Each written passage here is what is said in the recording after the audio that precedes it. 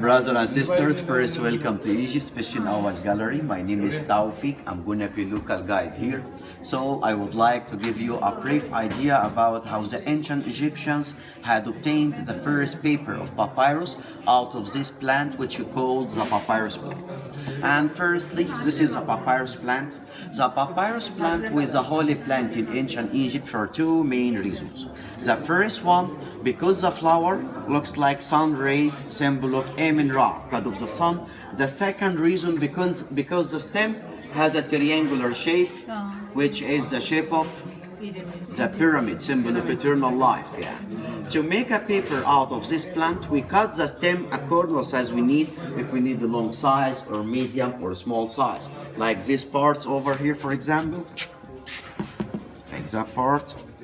Then we remove the green parts, like this way.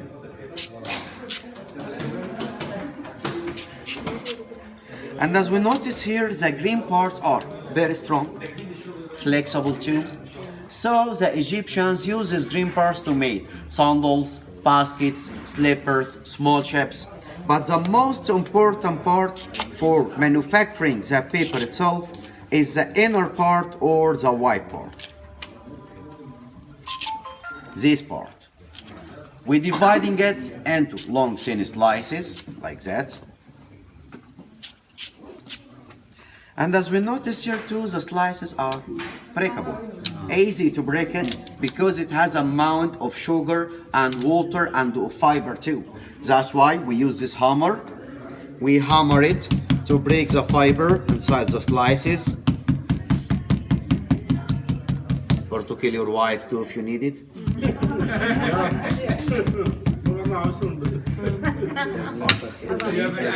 Be careful, this roll for husband.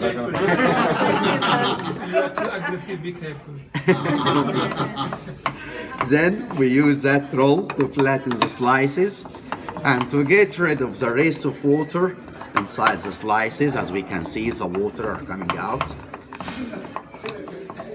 Now, as we notice that the slices, it comes more flexible, also more strong, not breakable like the first one.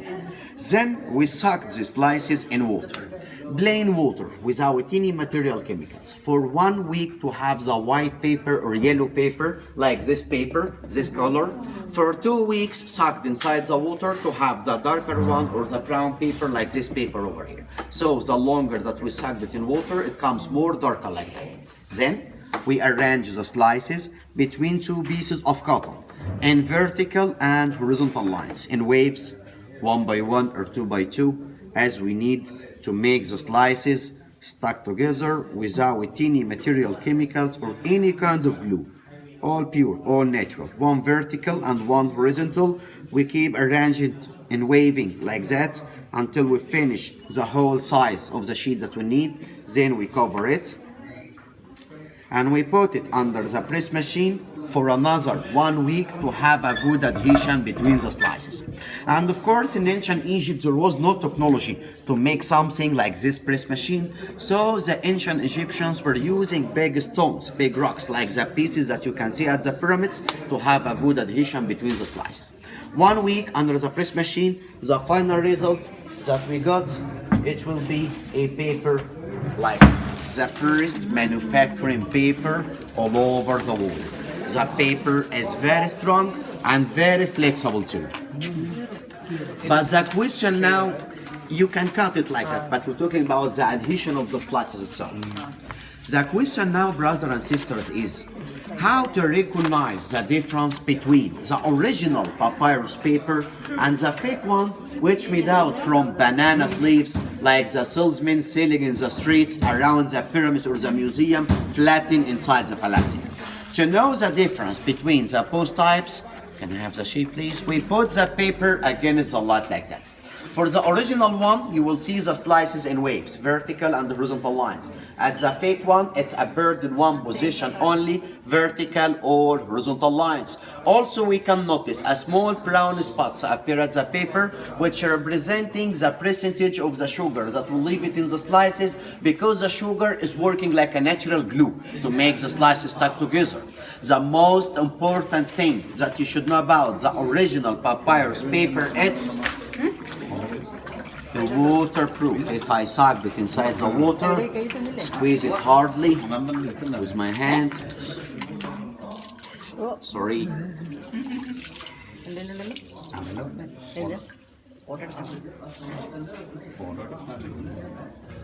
Nothing happened to the paper itself. It remained as it is for 1,000 years at the same condition. Also here we can notice the slices in vertical and horizontal lines. That's it. If I arrange the slices one more time and just press it again, I will have my paper back to me, nothing will change. After that, we send these papers to the artist to draw the whole painting over it by handmade and natural colors. The ancient Egyptians were using this paper to write and record all of their philosophies and history, such as the family tree, which representing the ancient Egyptian family, which we can see the father, the mother, the children. The mother flip her wings, it means protection to her children. The father is looking for a different direction. We believe that he was looking for another wife too. Also, we have got the first love story, the history between the king Tutankhamun and his wife. She is offering to him the lotus flower, symbol of love. If the king touches the flower, it means that he's accepting her as a future wife to him.